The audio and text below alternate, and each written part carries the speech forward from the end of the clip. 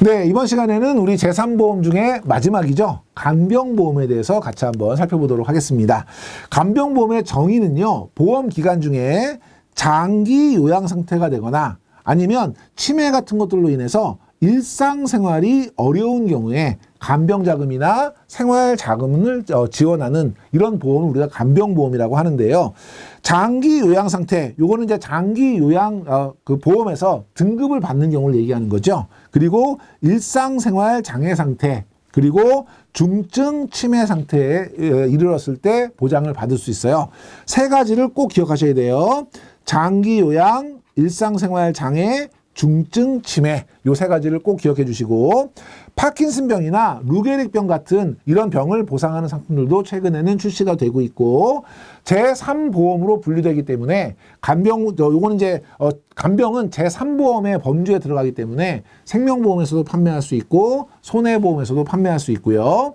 그래서 일반적인 간병보험, 그리고 롱텀 케어를 할 수 있는 보장 특약, 그리고 치매 보장 특약, 이렇게 다양한 명칭들로 판매가 될 수 있고요. 주 계약으로 가입할 수도 있고, 그리고 선택 특약으로 가입하는 것도 가능합니다. 그러니까 주계약도 가능하고 선택 특약도 가능하니까 뭐 주계약으로만 할 수 있다, 특약으로만 할 수 있다, 둘 다 틀린 거고요. 용어를 한번 정리해 볼게요.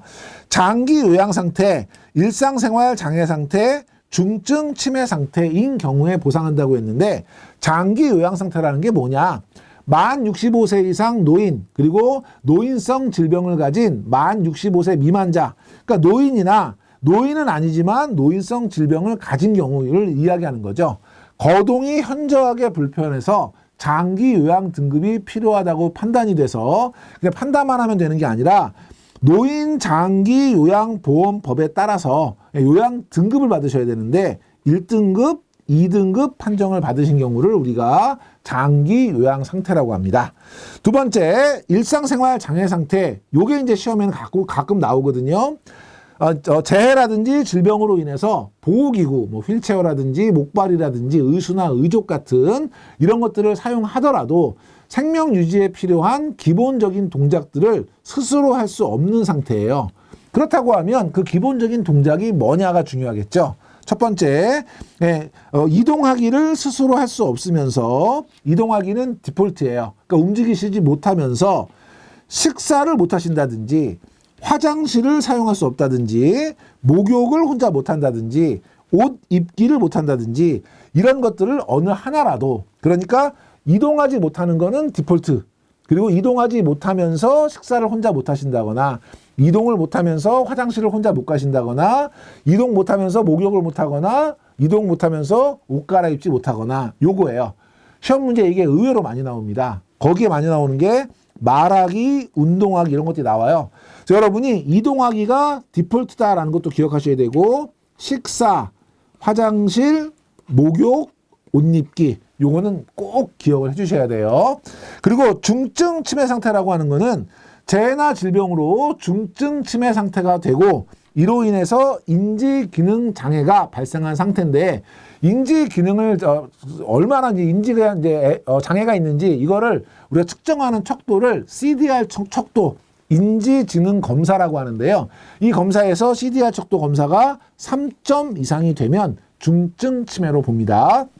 요것도 여러분이 같이 기억을 해주시고, 간병보험의 종류는요, 공적 장기 간병보험이 있고요, 민영 장기 간병보험이 있어요.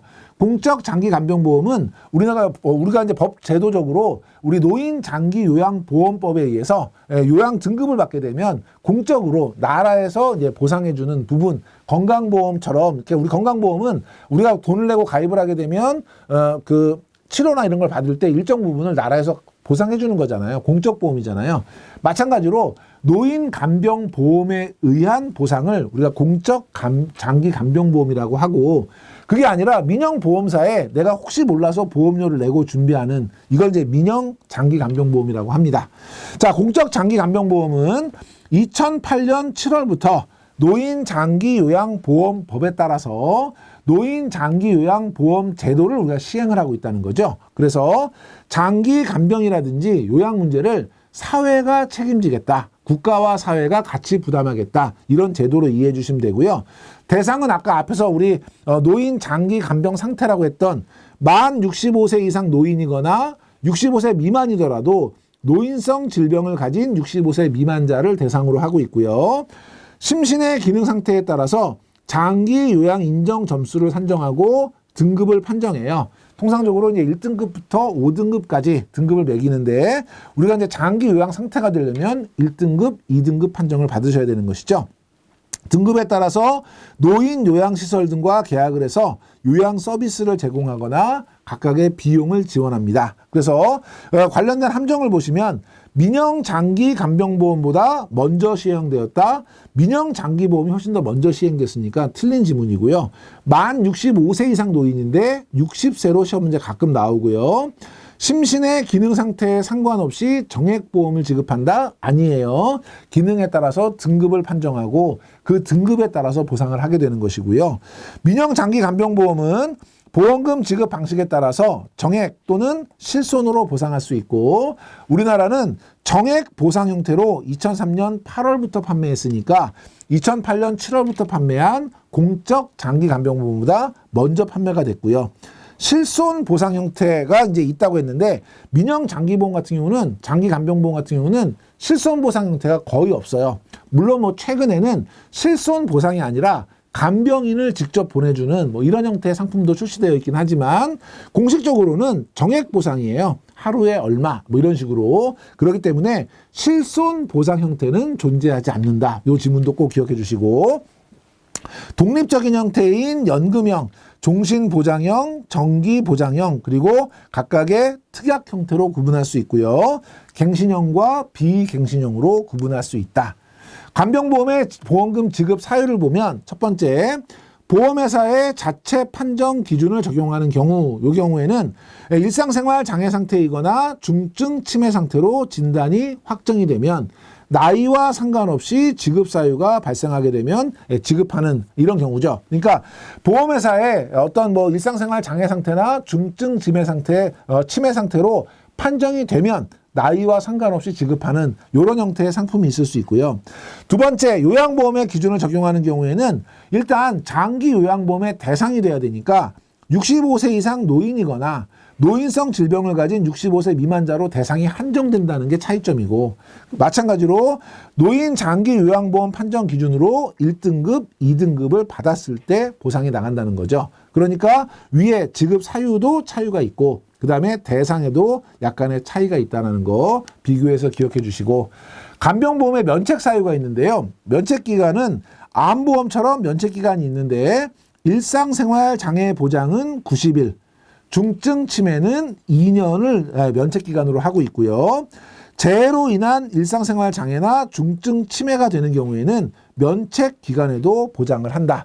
재해로 인해서 온 경우에는 의도한 것이 아니기 때문에 이거는 보상하겠다는 취지여서 이것도 시험 문제에 간혹 나오는 문제입니다. 잘 봐주시고 면책사항은 스스로 위험률을 현저하게 높일 수 있는 행위를 반복하는 경우 그래서 악화될 수 있는 걸 반복할 때는 면책이 될 수 있고 그 대표적인 행위 중에 하나가 이제 알코올 중독이 되겠죠. 약물 중독이나 그다음에 정신분열병이나 우울증과 같은 정신질환으로 인지기능 장애가 오는 것은 면책이고요. 의사의 처방에 의하지 않는 약물 투여로 인지기능이 장애된 거. 그러니까 알코올 중독이나 약물 중독 같은 것들은 이거는 이제 면책이 되는 거고 이거를 벗어나는 현저하게 위험을 높일 수 있는 행위를 반복하는 것 이것도 역시 면책에 해당이 되겠다라는 것이고요. 간병보험의 일반적인 가입 조건인데요. 보험기간은 대부분 종신인 경우가 많고요. 일부는 80세 만기형으로 가입하는 경우도 있는데 시험에는 대부분 80세 만기형이다라는 지문이 자주 나오고 있습니다. 틀렸고요. 가입 가능 연령은 30세 이후. 우리 일반 민영 장기 간병보험 같은 경우는 나이에 상관없이 증상이 나타나면 지급하잖아요. 공적인 것이 아니기 때문에. 그런데 이거를 65세 이후 공적 장기 간병보험과 헷갈리게끔 문제 내는 경우가 있고요. 수발이 필요한 상태 180일 또는 90일 이 정의에 따라서 보험료의 차이가 발생할 수 있고요. 피보험자의 사망 그리고 간병연금 수령 종료가 되면 계약은 소멸되고요. 그러니까 사망하시면 당연히 소멸되는 것이고, 간병비 지급되는 기간이 끝나면 그러면 당연히 계약은 소멸되는 것이고, 우리나라의 간병보험은 경험 데이터가 충분하지 않기 때문에 위험률 변동 제도를 채택하고 있죠. 그래서 나이에 따라서 건강 상태에 따라서 위험률을 계속 바꾸도록 하고 있어요. 시험에는 경험 데이터가 충분하다거나 아니면 위험률 고정 제도를 사용한다거나 이런 지문들 많이 나오고 있으니까 챙겨주시고, 위험률 변동 제도라는 건 조금 전에 말씀드렸던 것처럼 의료기술의 발달로 실제 위험 발생률이 보험 가입 당시 예측한 위험률과 다른 경우, 그런 경우에는 중도의 금융위원회의 인가를 얻어서 위험률을 조정하는 제도. 그래서 인가이지 승인은 아니고요. 금융감독원의 승인이 아니라 금융위원회의 인가이고요. 그 다음에 보험기간 중도의 보험료를 조정하는 것은 불가능하다, 가능하다는 거죠. 그 제도가 위험률 변동제도.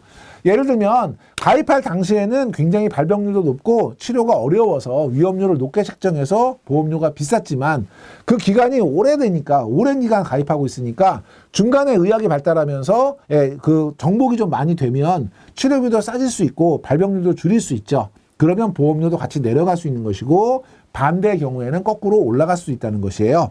그래서 이런 위험률 변동 제도를 채택하고 있다. 용어 정도, 이런 것들은 뭐냐? 위험률 변동 제도다라는 용어 정도 여러분이 기억해 주시고, 중요한 거는 가입 조건이 시험에 많이 나오고 있으니까 잘 챙겨두시면 좋을 것 같습니다. 자, 이렇게 해서 이번 시간에 우리 간병보험까지 제3보험 전부 다 살펴봤고요. 여러분 열심히 노력하신 만큼 모두 좋은 결과 있으시기를 함께 응원하도록 하겠습니다. 지금까지 강의 들으시느라고 수고 많이 하셨습니다.